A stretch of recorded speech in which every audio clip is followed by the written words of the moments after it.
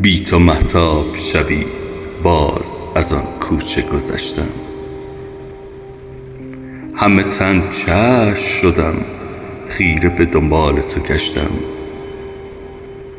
شوق دیدار تو لبریز شد از جام وجودم.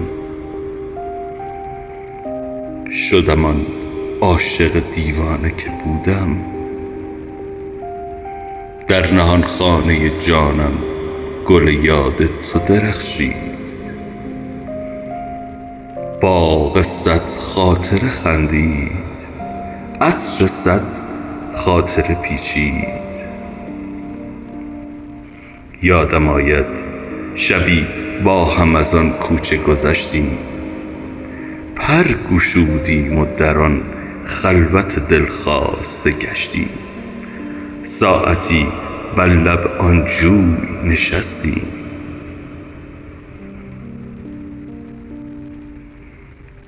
تو همه راز جهان ریخته در چشم سیاهت، من همه محو تماشای نگاهت.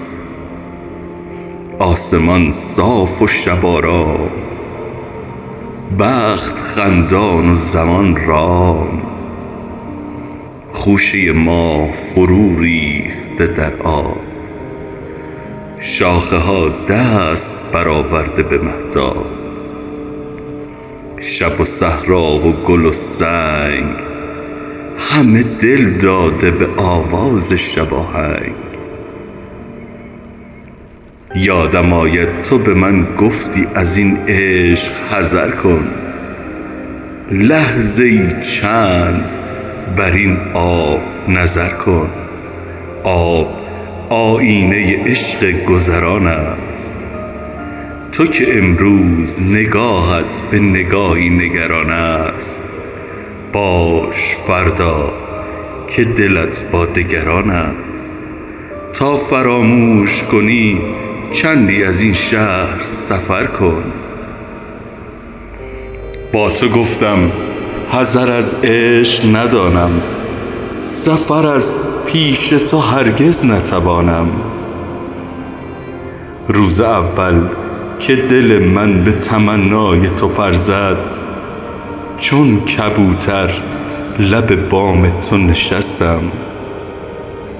تو به من سنگ زدی، من نرمیدم نگسستم.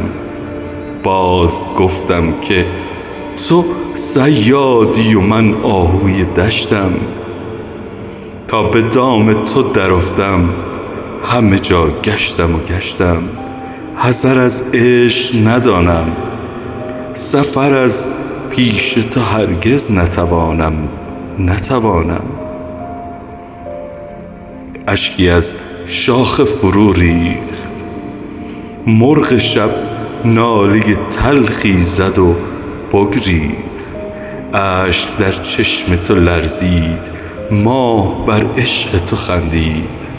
یادم آید که دگر از تو جوابی نشنیدم. پای در دامن اندوه کشیدم، نگسستم نرمیدم. رفت در ظلمت غم آن شب و شبهای دگر هم. نگرفتی دگر از عاشق آزرده خبر هم. نکنی دیگر از آن کوچه گذر هم. بی تو اما به چه حالی من از آن کوچه گذشتم.